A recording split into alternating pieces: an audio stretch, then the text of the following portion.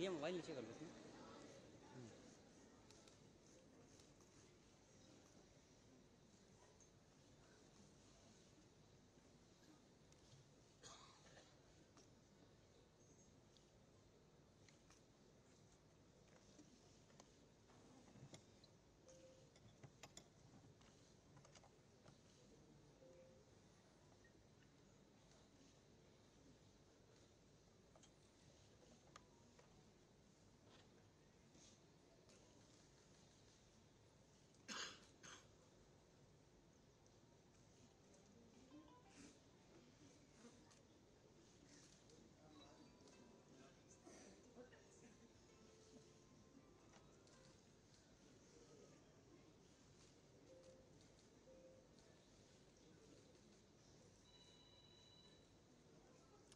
इतना क्यों खा रहे थे?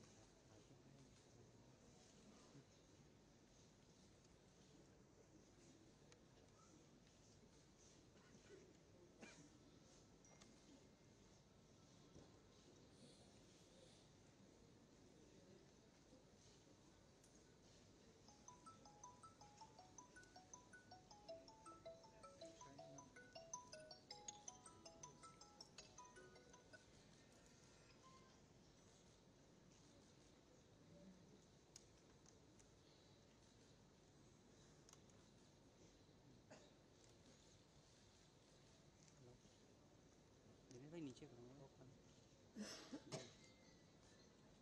हाँ जी बोलिए। आप लोग शांतिपूर्वक अपना स्थान ग्रहण करें।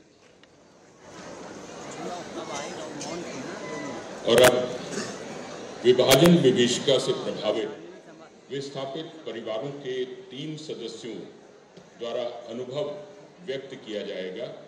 सबसे पहले समाज सेवी, जाने माने और सिंधी अकादमी के उपाध्यक्ष श्री नानक चंद लखमानी जी से निवेदन कि वो अनुभव साझा करें और विस्थापन की जो त्रासदी, जो विभीषिका है, उसके बारे में अपने अनुभव साझा करें।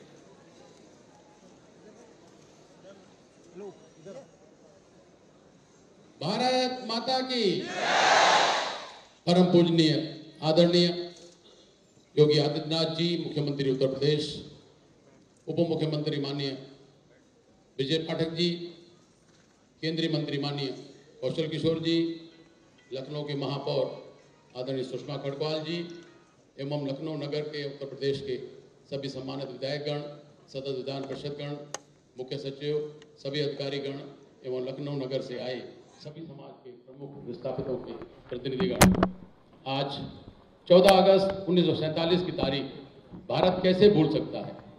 एक तरफ हम सैकड़ों वर्षों की गुलामी की आज़ादी मिलने वाली थी, वहीं दूसरी तरफ देश के 2 टुकड़े हो रहे थे।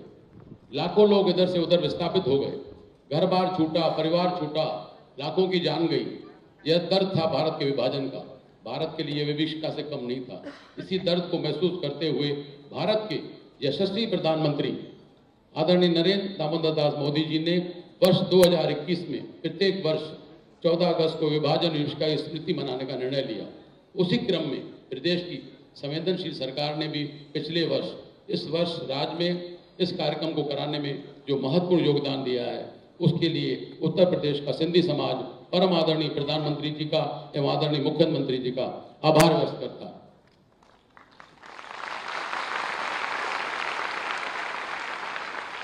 बंटवारे के पश्चात सिंध में उत्पन्न विषम परिस्थितियों के कारण सिंधी समाज को अपने परिवार की इज्जत, आबरू बचाने, सुरक्षा और धर्म की रक्षा करने हेतु खेत खलियान, मकान व अन्य आवश्यक संसाधनों को छोड़कर खाली हाथ भारत के विभिन्न प्रदेशों में स्थापित होने के लिए मजबूर होना।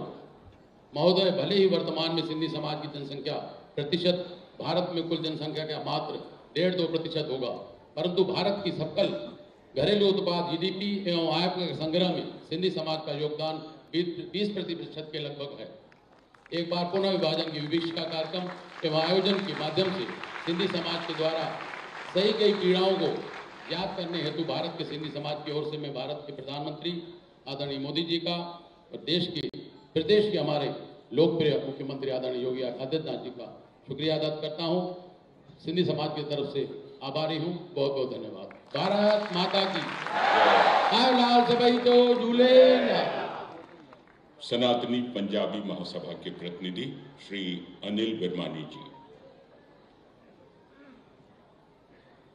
आदरणीय यशस्वी उत्तर प्रदेश के मुख्यमंत्री माननीय योगी आदित्यनाथ जी,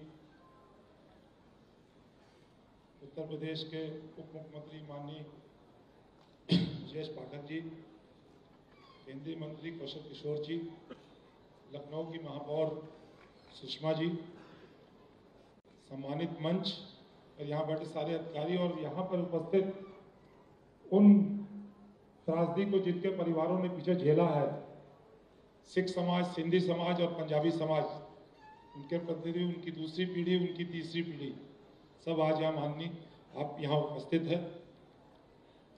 आज 14 अगस्त 2023 ये एक ऐसा दिन है जिस दिन हम लोग अब जब से पिछले वर्ष से भारत सरकार ने 14 अगस्त को विभीषिका दिवस के रूप में मनाया, हम लोग अपने को गौरवान्वित महसूस करते हैं। भारत जब आज़ाद हो रहा था, देश में आज़ादी आ रही थी, तो देश की आज़ादी जहां एक और बहुत उत्साह, उमंग, खुशियां ला रही थी, वहीं साथ ही साथ एक असहनीय और अकथनीय पीड़ा का एहसास भी करा रही थी। हमारे देश के दो टुकड़े हो रहे थे, विभाजन हो रहा था। यह विभाजन न केवल देश के एक बड़े भूभाग का था, जमीन का था, बल्कि धर्म के आधार पर हो रहा था। और यह दिलों का विभाजन था, हमारे शरीर का विभाजन था, और एक ऐसा विभाजन था जिसका दंश जिसको भी लग रहा था वो बेहिसाब पीड़ा और दर्द का अनुभव कर रहा था। अपनी जन्मभूमि से बिछड़ना, अपनी रोजी रोजगार, खेती बाड़ी, काम धंधे को छोड़ना, अपने घर घाट को छोड़ना और एक ही पल में, एक ही दिन में अपने ही देश में शरणार्थी हो जाना, यह कैसा दर्द है। यह एक ऐसी पीड़ा है जिसका शब्दों में बयान नहीं किया जा सकता। लाखों लोगों ने इस दर्द को सहा, इसको महसूस किया। जो लोग एक शानदार जीवन जी रहे थे, एक आत्मनिर्भर जीवन जी रहे थे, एक स्वाभिमान का जीवन जी रहे थे, अपने परिवार के साथ साथ हंसी खुशी रह रहे थे, अचानक से उनके ऊपर कुठारघात होता है और विभाजन की विभीषिका को झेलने के लिए मजबूर होते हैं। हजारों कष्ट सहकर अपनी ही मातृभूमि में, अपने जन्म स्थान को छोड़कर भारत की ओर बढ़ते हैं और एक अच्छा जीवन जी रहे लाखों लोग मात्र केवल कुछ शरीर के ऊपर पहने हुए कपड़ों को लेकर अपना घर घाट छोड़कर भारत की ओर आते हैं। उसके विभाजन की विभीषिका का इससे अंदाजा लगाया जा सकता है कि उनको सुरक्षित आने के लिए उस समय के देश के कर्णधारों ने कोई भी सुरक्षित पैसेज नहीं बनाया था। अगर ये बनाया होता तो शायद जो ये त्रासदी हुई है इसकी संख्या बहुत कम होती। उनके ऊपर जगह जगह जिहादियों और दंगाइयों की भीड़ भाड़ हमला करती है, उनका सामान जो थोड़ा बहुत उनके पास है लूट लेती है, महिलाओं स्त्रियों की इज्जत लूटी जाती है, उनके कत्ल किए जाते हैं, नौजवान और बच्चों तक को मारा जाता है। लुटते पिटते लाखों लोग किसी तरह भारत की भूमि पर आ जाते हैं और फिर एक नए संघर्ष का जीवन शुरू होता है। यह इतने बड़े विभाजन की विभीषिका है कि शायद दुनिया के इतिहास में कभी भी आबादी का इतना बड़ा पलायन नहीं हुआ होगा। और लाखों लोगों ने जो इस विभीषिका को झेला है, जिसमें हम सब के दादा, परदादा और पिता शामिल हैं, उनके मुंह से यह सब, इनकी इस देश की इस पीड़ा कहानियां हम लोग सुनते आ रहे हैं। अब उन सबको मन भर आता है। पिछले वर्ष से भारत सरकार ने, मोदी जी ने और माननीय योगी जी ने कि सरकार ने इस पीड़ा को, विभाजन के दर्द को, विभाजन की विभीषिका को महसूस करते हुए उन लाखों करोड़ों लोगों को जिन्होंने इस दर्द को झेला है, उनके दर्द को कम करने के लिए, उस दर्द पर मरहम लगाने के लिए 14 अगस्त को विभाजन विभीषिका दिवस मनाने का फैसला किया। यह राहत बड़ा कदम है उन सब के लिए, लाखों करोड़ों के लिए जिन्होंने विभाजन की विभीषिका को महसूस किया है। जो लोग विभाजन के बाद अपने देश में शरणार्थी बनकर रहे, उन सब का हृदय आज आभारी है मोदी जी और योगी जी की सरकार का, जिन्होंने सांत्वना देने का काम किया, मरहम लगाने का काम किया और सहारा देने का काम किया। ऐसे लाखों लोगों को हम सब आभार प्रकट करते हैं। सरकार का बहुत बहुत धन्यवाद। अंत में मैं एक और शब्द कहना चाहता हूं। माननीय मुख्यमंत्री जी, हम आजादी के बाद यही लखनऊ में पैदा हुए, लेकिन हमारे पूर्वज लोग पाकिस्तान से आए थे, उस समय का पाकिस्तान था, हम लोग बड़े गौरवित होते थे, हम लोग बड़े गर्व से कहते थे कि हम पहले हिंदुस्तानी हैं, बड़े गर्व से कहते थे, फिर कहते थे हम पंजाबी। लेकिन 2017 के बाद अब हम बहुत बहुत जोर से कहते हैं, पहले हम भारतीय हैं, फिर हम हिंदुस्तानी, और बड़े गर्व से कहते हैं हम उत्तर प्रदेश के। हम 2017 से पहले जब कभी अपने रिश्तेदार के यहाँ जाते थे तो बड़े हंस के कहते थे यूपी वाले हो। अब कहते हैं यार जो योगी जी के बारे में, अरे उन्होंने ये किया, उन्होंने ये किया। फिर आखिरी में कहते हैं यार बंदे में बड़ा दम है। वाकई आप में बहुत दम है। आप जिस तरह से करते हो जनता के लिए, सिंधी समाज, पंजाबी समाज और सिख समाज और उत्तर प्रदेश का हर समाज अपने आप को आज बाहर जाता है तो बड़े फख्र से कहता है कि हम यूपी वाले हैं। जय हिंद, जय भारत, भारत माता की जय।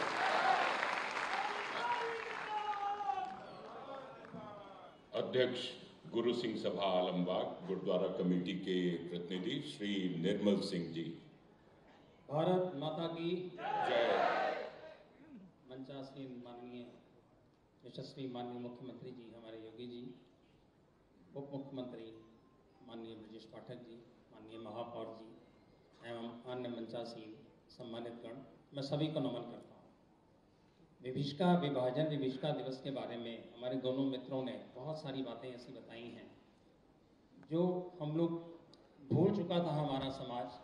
ये दिवस मनाने के उसमें अब हम लोग उन चीज़ों को पुनरावृत्ति, सारी चीज़ें हमारी आंखों के आगे से गुजरती हैं तो हम समझ रहे हैं कि हमारे बुजुर्गों ने, हमारे माता पिता ने, हमारे दादा परदादा ने किस तरीके का दंश वो झेला होगा।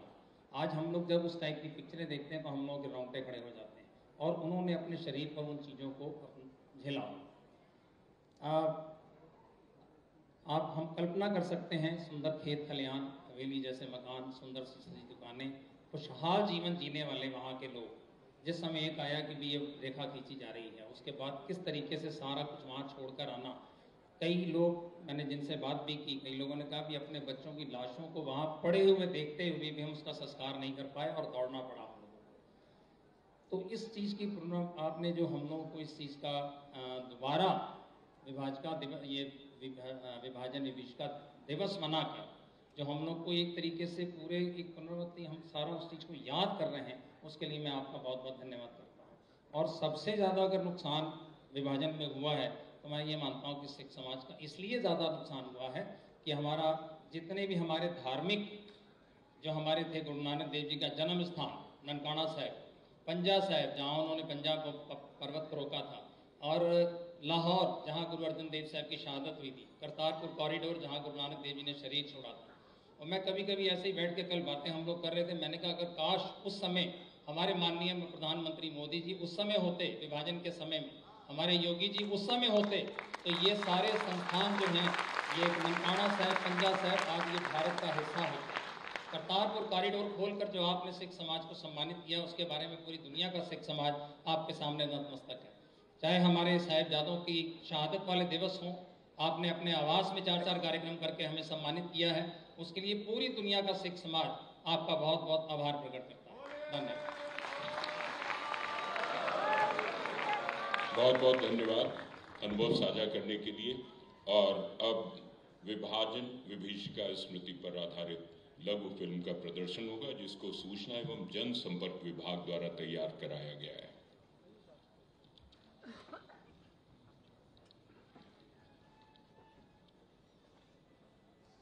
की शपथ न पूरी है, स्वर्ण दिवस के लिए आज से कमर कसें, बलिदान करें, जो पाया उसमें खो न जाएं, जो खोया उसका ध्यान करें। भारत का विभाजन एक ऐसा घाव जो आज तक नहीं भरा है, उसे कभी भरने का प्रयास भी नहीं किया गया, उल्टा उसे छिपाया और दबाया जाता रहा। केंद्र की भाजपा सरकार ने बंटवारे के दिन अर्थात 14 अगस्त को विभाजन विभीषिका स्मृति दिवस के रूप में मनाना आरंभ किया है। यह एक अवसर है कि हम मानवता और सभ्यता पर हुए इस अत्याचार को याद करें, इसके दोषियों की पहचान करें, आने वाली पीढ़ियों को उनके बारे में बताएं, ताकि भारतीय इतिहास का वह भयावह कालखंड हमें दोबारा कभी देखना न पड़े।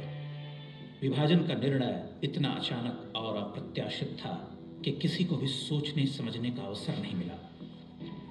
अंतिम समय तक कांग्रेस के नेता आश्वासन देते रहे कि मुस्लिम लीग की मांग किसी कीमत पर स्वीकार नहीं की जाएगी। गांधी जी भी जनता को आश्वासन दे रहे थे कि देश का विभाजन मेरी लाश पर होगा। परंतु एकाएक 3 जून 1947 को विभाजन की घोषणा कर दी गई।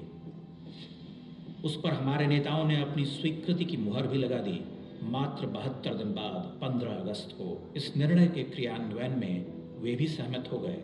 देश की बहुसंख्यक आबादी की सहमति असहमति की कोई चिंता नहीं की गई। विभाजन का निर्णय इतना अचानक हुआ, इतने कम समय में विभाजन के विरोध में कोई जन आंदोलन छेड़ना भी संभव नहीं था। लोगों को तो अपनी जान बचाने की पड़ी थी, कोई भी विभाजन के विरुद्ध खड़ा होने की स्थिति में नहीं था। मानवता के इतिहास में इस अभूतपूर्व सर्वनाश और विस्थापन का शिकार बन रहे लोगों से प्रतिरोध की अपेक्षा भी व्यर्थ ही थी। 15 अगस्त 1947 के दिन जब दिल्ली समेत पूरा देश स्वतंत्रता का उत्सव मना रहा था, ठीक उसी समय हजारों काफिले लाहौर, मुल्तान, लायलपुर और सियालकोट जैसे शहरों से भारत की ओर बढ़ रहे थे। उनके लिए इस उत्सव का कोई अर्थ नहीं था। उनके तो पग पग पर मौत का साया मंडरा रहा था। रास्ते में क्या हो जाए कोई कुछ नहीं जानता था। जिधर देखो शव ही शव। अनगिनत महिलाओं का अपहरण हुआ, सामूहिक बलात्कार हुए, उन्हें लूट के माल की तरह नीलाम किया गया। सधवाएं विधवा हो रही थीं, बच्चे अनाथ हो रहे थे। रेलगाड़ियों से चलना भी सुरक्षित नहीं था। उन्हें कहीं भी रास्ते में रोककर हथियारबंद जिहादी जत्थे नरसंहार शुरू कर देते थे। यात्रियों की जगह वे लाशों से भरी रेलगाड़ियां इधर भेज रहे थे। लाखों लोगों को अपने पुरखों और देवताओं की पुण्य भूमि को छोड़कर उस बाकी बचे भूभाग की ओर चल देना पड़ा जिसे स्वतंत्र भारत कहा जा रहा था। लोगों के पास भागने के अतिरिक्त कोई चारा भी नहीं था। जहां तक संभव हुआ लोगों ने अपने स्तर पर प्रतिरोध किया। हमारे राजनेताओं ने भले ही अत्याचारों के आगे हथियार डाल दिए थे, पर जनता ने उनका अनुकरण नहीं किया। स्वतंत्रता के बाद सुनियोजित प्रचार द्वारा समाज में यह धारणा बनाई गई कि देश के विभाजन को जनता ने खुशी खुशी स्वीकार कर लिया था और उस दौरान हिंदू समाज पर जो दानवीय अत्याचार हुए थे वो नए राष्ट्र के जन्म की प्रसव पीड़ा मात्र थे, जबकि लाखों करोड़ों विस्थापित रूप से कभी स्वीकार नहीं किया जा सकता है। कुछ ऐसी भावना महान क्रांतिकारी महर्षि अरविंद ने वर्ष 1957 में व्यक्त की थी। देर चाहे कितनी भी हो, पाकिस्तान का विघटन और भारत में विलय एक दिन तय है। यही ईश्वर की इच्छा है। भारत फिर से अखंड होगा और मैं उसे स्पष्ट रूप से देख रहा हूं। महापुरुषों की ये भविष्यवाणियां एक आशा का संचार करती हैं। करोड़ों भारतवासी इस कामना को अपने हृदय में बिठाएंगे तो यह और भी बलवती होगी। जिस दिन यह सत्य सिद्ध होगी वह दिन विभाजन की विभीषिका झेलने वाले करोड़ों निर्दोषों को सच्ची श्रद्धांजलि का दिन होगा।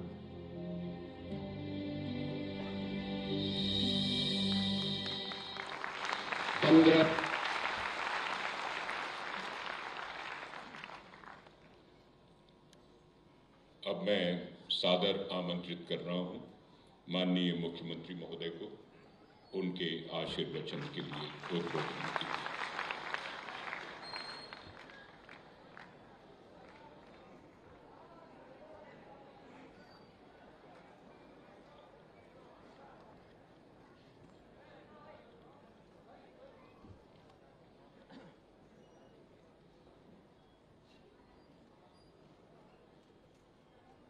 विभाजन विभीषिका स्मृति दिवस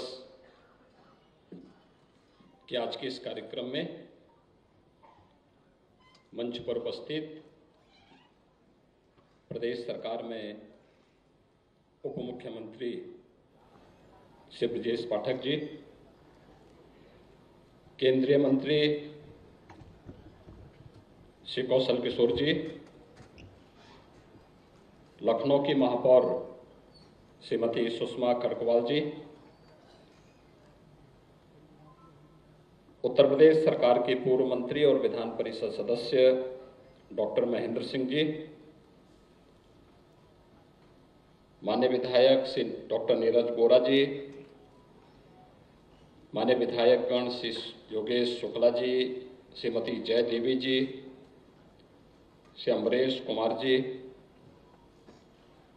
प्रदेश सरकार के पूर्व मंत्री और विधान परिषद सदस्य श्री मोहसिन रजा जी, रामचंद्र प्रधान जी,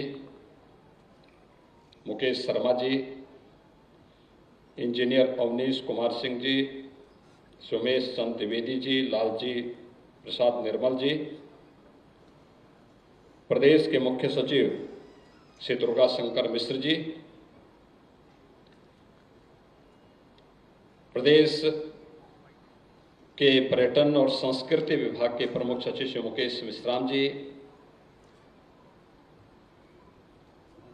अवनीश अवस्थी जी, संजय प्रसाद जी और उपस्थित सभी विभाजन की विभीषिका के जो पीड़ित हैं उनके परिवार के सदस्यगण, अभी जिन 3 महानुभावों ने यहाँ पर अपने विचारों को रखा है, सनातनी पंजाबी महासभा के श्री अनिल वर्मानी जी, केंद्रीय सिंह सभा के श्री निर्मल सिंह जी, सिंधी एकेडमी के श्री नानक चंद लखमानी जी और उपस्थित भाइयों बहनों एवं प्यारे बच्चों,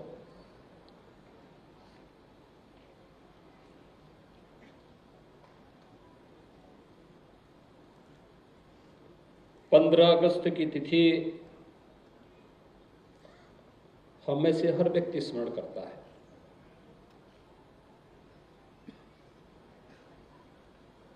और इसलिए स्मरण करता है कि 15 अगस्त को यह देश आजाद हुआ था।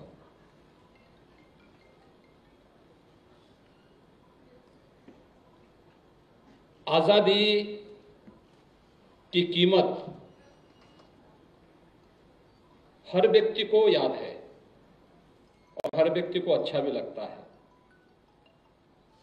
लेकिन आजादी के एक दिन पूर्व हजारों हजार वर्षों का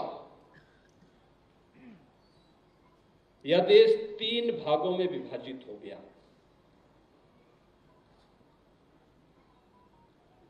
और 3 भागों में विभाजन वह कोई प्राकृतिक विभाजन नहीं था, यह वह विभाजन था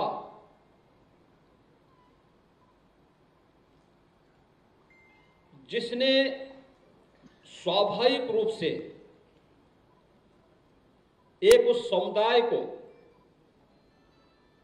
जो हजारों हजार वर्षों की मानवता की एक ऐसी थाती को सजो करके लेके चल रहा था जिसने दुनिया के अंदर कभी किसी कालखंड में पूरी दुनिया को वसुधैव कुटुंबकम के रूप में जोड़ने की बात कही थी, वह विभाजित था। यह केवल एक राजनीतिक निर्णय नहीं था, मानवता के 2 दिलों के विभाजन का भी एक त्रासदीपूर्ण निर्णय था और जिसकी कीमत आज ही के दिन 1947 में लाखों लोगों को चुकानी पड़ी थी।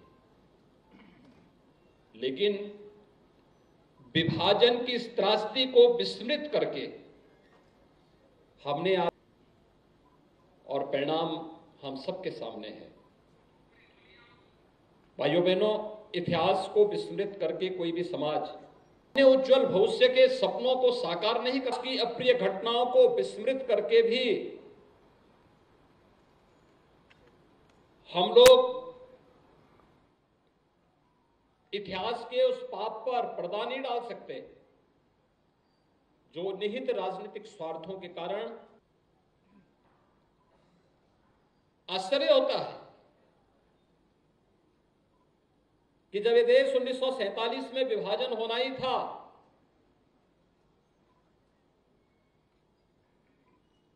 तो फिर पाकिस्तान और बांग्लादेश से भारत में घुसपैठ क्यों हो रही है?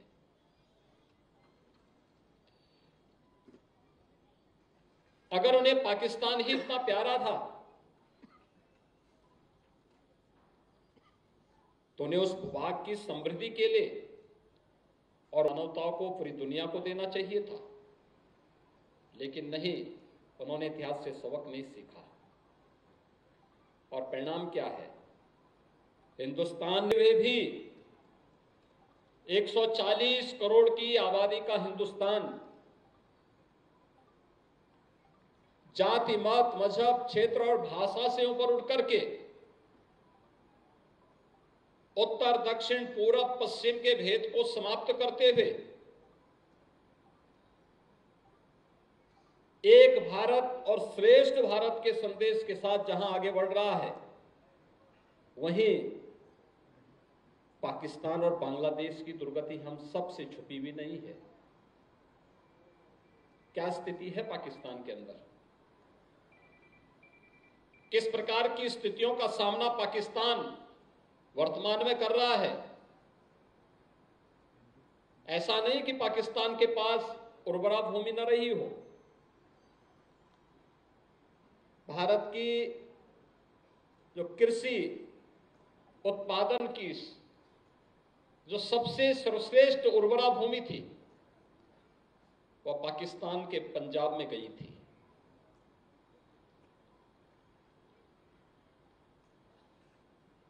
विभाजन के बाद पाकिस्तान उस भूमि के बल पर कुछ दिनों तक अपनी अर्थव्यवस्था को मजबूत बनाने की दिशा में अग्रसर भी हुआ,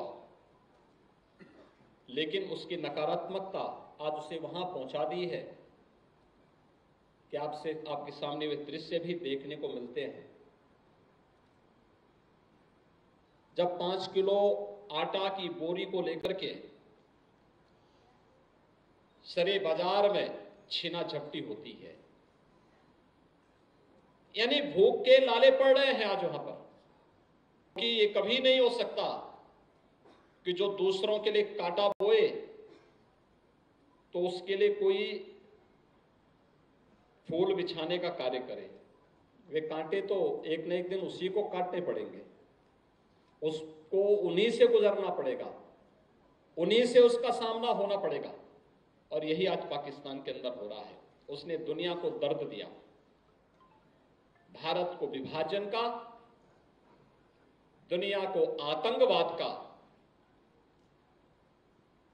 तो यही विभाजन और यही आतंकवाद पाकिस्तान को ले डूबेगा। और हुआ भी। 1947 में भारत के 2 टुकड़े हुए, भले ही पाकिस्तान के रूप में उसके 2 भूभाग उसके पास गए, एक पूर्वी पाकिस्तान के रूप में, एक पश्चिमी पाकिस्तान के रूप में, लेकिन वह बहुत दिनों तक अपने उस भूभाग को भी संभाल के नहीं रख पाया। पूर्वी पाकिस्तान उससे अलग हो गया, उसके अत्याचारों से, उसके शोषण से उसने अपने आप को अलग कर दिया।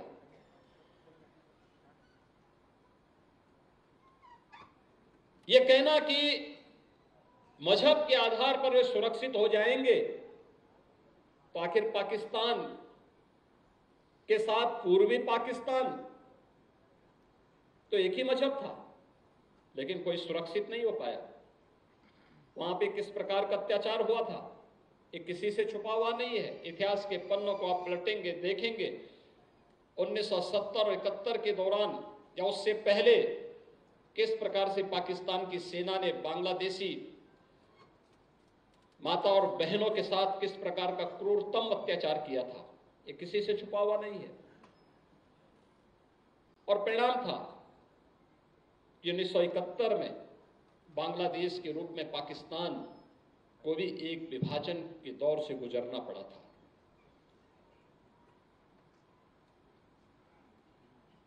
पूर्वी पाकिस्तान जब 47 में बनता है। बंगाल का एक बड़ा भूभाग बांग्लादेश के रूप में जाता है,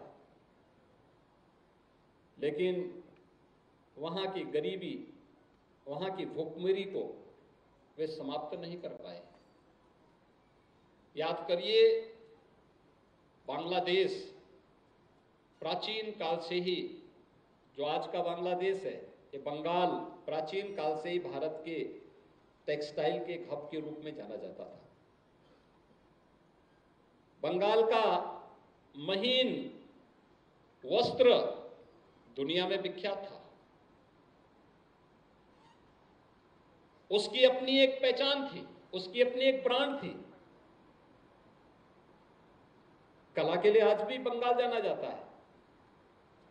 आज भी आप देखते होंगे, मूर्ति कला के रूप में जब बंगाली कलाकार आता है, एक सामान्य मिट्टी के एक ढेर को एक मूर्ति में बदलने में उसे देर नहीं लगती।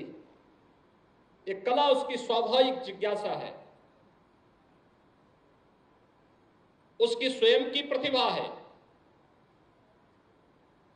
लेकिन कुछ लोगों को ये सब अच्छा नहीं लगा। उन्होंने एक दुखद त्रासदी के दौर से भारत को विभाजन की त्रासदी की ओर धकेला, और जो सैकड़ों वर्षों के बाद जो भारत अपनी आजादी के जश्न को बड़े उत्साह के साथ मनाता, और अखंड भारत अगर अपनी आजादी के इस उत्सव को मनाता, तो दुनिया के लिए एक महाशक्ति के रूप में भारत को खड़े होने में बहुत देर नहीं लगती। लेकिन जिन्हें भारत की इस ताकत से परेशानी थी, उन्होंने भारत को एक महाशक्ति के रूप में 1947 के बाद की यात्रा से बनने से रोका, अपने राजनीतिक स्वार्थों के लिए। किसी को पद चाहिए था, किसी को प्रतिष्ठा चाहिए थी, किसी को कुछ और नाम से आगे बढ़ना था। परिणाम हम सबके सामने है। भाइयों बहनों, ये तिथि हम सबको एक नई प्रेरणा देती है। इतिहास के उन दुखद क्षणों से कुछ सबक लेने के लिए भी प्रेरित करती है। ये वही सबक हैं कि अगर समाज विभाजित है, चाहे वह जाति हो, मत हो, मजहब हो, क्षेत्र हो या भाषा, ये दुखद विभाजन, या जब भी कोई समाज, कोई समुदाय स्वयं के स्वार्थ को राष्ट्र के ऊपर थोपने का कुत्सित प्रयास करेगा, तो उसकी त्रासदी से संपूर्ण मानवता को जूझना पड़ेगा। यही हुआ था 1947 में। 14 अगस्त के विभाजन की त्रासदी कुछ लोगों के स्वार्थ को राष्ट्र से ऊपर रख करके इस देश को विभाजन की त्रासदी की ओर धकेला था। और इसीलिए आज हम सबका संकल्प होना चाहिए, मेरा व्यक्तिगत स्वार्थ, मेरे परिवार का स्वार्थ, मेरी जाति, मेरा मत, मेरा मजहब, मेरे क्षेत्र, मेरी भाषा का स्वार्थ कभी भी मेरे राष्ट्र से ऊपर नहीं हो सकता। हर भारतवासी का एक ही संकल्प होना चाहिए, और वह संकल्प होना चाहिए राष्ट्र सर्वोपरि का, नेशन फर्स्ट का। अगर कभी मुझे चयन करना हो तो मैं पहले अपने राष्ट्र को स्वीकार करूंगा। दुनिया के अंदर जिन देशों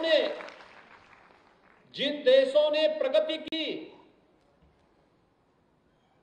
उन देशों की प्रगति के पीछे नेशन फर्स्ट की ही उनकी थ्योरी है। दुनिया के अंदर किसी भी देश में आप चले जाइए, उनके मन में एक ही भाव है, और वह भाव है कि मेरे लिए मेरा राष्ट्र सर्वोपरि है। स्वामी विवेकानंद ने भी इस देशवासियों से एक ही बात का आह्वान किया था, जब वैश्विक मंच पर भारत की प्रतिष्ठा को बढ़ाने के उपरांत वे भारत आए थे और उस समय प्रश्न उनके सामने रखा था, लोगों ने, भारतवासियों ने रखा कि स्वामी जी आप तो दुनिया के मंच पे गए, दुनिया में आपको इतनी सराहना मिली, इतना सम्मान मिला, लेकिन हमारा देश तो गुलाम है, हमें क्या करना चाहिए? उन्होंने एक ही बात कही, उन्होंने कहा था कि भारतवासियों का सबसे बड़ा दायित्व है अगले 50 वर्ष तक भारतवासी एक काम करें, वे केवल एक बात की उपासना करें और उपासना करें केवल भारत माता की। भारत माता के रूप में सभी को वे मान लें, मां दुर्गा को भी उसी के रूप में मान लें, मां सरस्वती को उसी रूप में मान लें, मां लक्ष्मी को उसी रूप में मान लें, शिव को भी उसी रूप में मान लें, विष्णु को उसी रूप में मान लें। सभी देवी देवताओं का वास भारत माता में है और भारत माता को हम सभी देवी देवताओं के वास के रूप में मान लें। इस दृष्टि से जिस दिन हर भारतवासी के लिए एक संकल्प होगा कि मैं अपने देश को स्वतंत्र करा दूंगा, तो भारत को स्वतंत्र होने में देर नहीं लगेगी। और यही हुआ। आपने सुना होगा ना, एक बार एक जापानी नागरिक से पूछा गया, याद करिए 1945 में जापान दुनिया का पहला देश था जिसके अंदर एटम बम गिरा था और हिरोशिमा और नागासाकी दो उसके शहर पूरी तरह तबाह हो गए थे। जापान तहस-नहस हो गया था। 1945 में जो जापान एक प्रकार से बर्बाद सा हो गया था, वह जापान दुनिया के विकसित देशों में खड़ा है। एक जापानी नागरिक से पूछा गया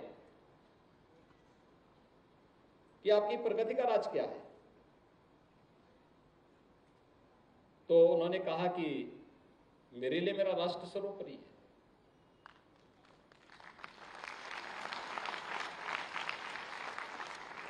उनसे पूछा गया कि भाई आप भगवान बुद्ध क्यों नहीं आए हैं?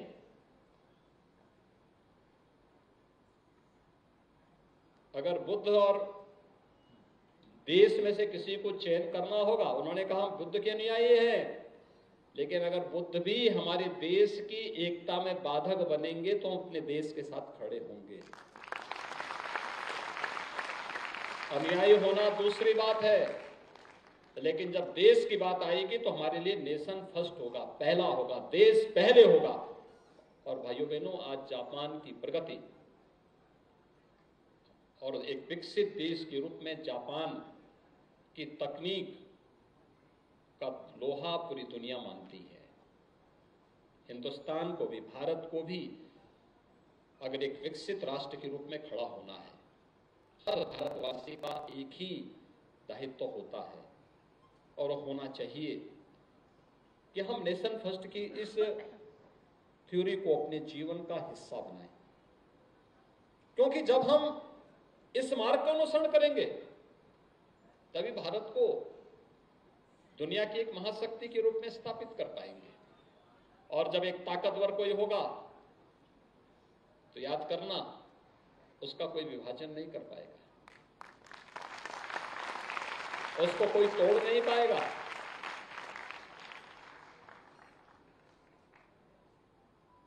उसके कोई हिस्सा नहीं मांग पाएगा। और याद रखना, ताकतवर की हमेशा पूजा होती है। अपने देश को इतना शक्तिशाली बनाओ, इतना मजबूत बनाओ कि जो ये विकृतियां आतंकवाद के रूप में, उग्रवाद के रूप में, अलगाववाद के रूप में घुसती हैं, ये कुछ कुरीतियां हैं, कुछ विकृतियां हैं। इन विकृतियों का समाधान, इन बीमारियों का समाधान स्वयं ये देश अपने आप ही निकाल ले। और आज हम सब का सौभाग्य है कि प्रधानमंत्री मोदी जी के नेतृत्व में भारत दुनिया की एक बड़ी ताकत के रूप में उभर रहा है। आज की तिथि इसी बात को लेकर के हम सबको अतीत की गलतियों का परिमार्जन करने का एक अवसर दे रहा है। हम अतीत की गलतियों का परिमार्जन करें, इस प्रकार की गलतियों की पुनरावृत्ति न होने दें। इस बात के लिए आज की तिथि एक प्रेरणा है, और जब आज की इस गलती के परिमार्जन की दिशा में हर भारतवासी आगे बढ़ेगा, हर प्रदेशवासी आगे बढ़ेगा, तो याद करना कि तभी स्वाधीनता का आनंद का अवसर हम सबके सामने एक नए लक्ष्य के साथ आगे बढ़ने के लिए हम सबको ताकत देगा। मैं एक बार विभाजन की त्रासदी में उन लाखों ज्ञात अज्ञात नागरिकों को जो निर्दोष थे, जिनकी कोई गलती नहीं थी, एक गलत राजनीतिक निर्णय के कारण जिनको विभाजन की त्रासदी से जूझना पड़ा था, काल कलवित हुए, बर्बर अत्याचार का शिकार हुए, अपने परिवार, अपनी भूमि को उन्हें छोड़ने के लिए मजबूर होना पड़ा था, उन सबको मैं स्मरण करते हुए, उनकी स्मृतियों को नमन करते हुए, काल कलवित हुए उन सभी बंधुओं को, बहनों को विनम्र श्रद्धांजलि अर्पित करता हूं। लेकिन विभाजन की त्रासदी को झेलने के बाद भी हिंदुस्तान आए हुए उन पूरे समुदाय को, जिन्होंने अपने परिश्रम और पुरुषार्थ की पराकाष्ठा के माध्यम से न केवल स्वयं प्रगति की, बल्कि भारत को परम वैभवशाली बनाने में अपना योगदान दे रहे हैं, वह एक नई प्रेरणा भी है, एक सराहनीय पहल भी है। आज आप देख सकते हैं अलग अलग क्षेत्र में लोगों ने अलग अलग कार्य प्रारंभ किए। उस समय बहुत सारे, यानी जितने लोग आए थे खाली हाथ आए थे, लेकिन अपनी मेहनत से, अपने परिश्रम से, सरकार के द्वारा इतना सहयोग नहीं हो पाया था उस समय, लेकिन उन्होंने अपनी मेहनत और परिश्रम से जो आज करके दिखाया है, यह अन्य लोगों के लिए भी एक नई प्रेरणा हो सकती है। मैं इस अवसर पर उन सब का हृदय से अभिनंदन करता हूं और विश्वास व्यक्त करता हूं कि हम सब अपने देश के बारे में सोचेंगे। इस प्रकार की त्रासदियों से आने वाले समय में मानवता को न जूझना पड़े, इससे हम सब सबक लेंगे। इस विश्वास के साथ मैं आप सबको, कल भारत अपना 77वां स्वाधीनता दिवस मनाएगा। आप सबको आज के अवसर पर मैं विभाजन की त्रासदी से सबक लेते हुए 77वें स्वाधीनता दिवस की अपनी हार्दिक शुभकामनाएं देता हूं। धन्यवाद। जय हिंद।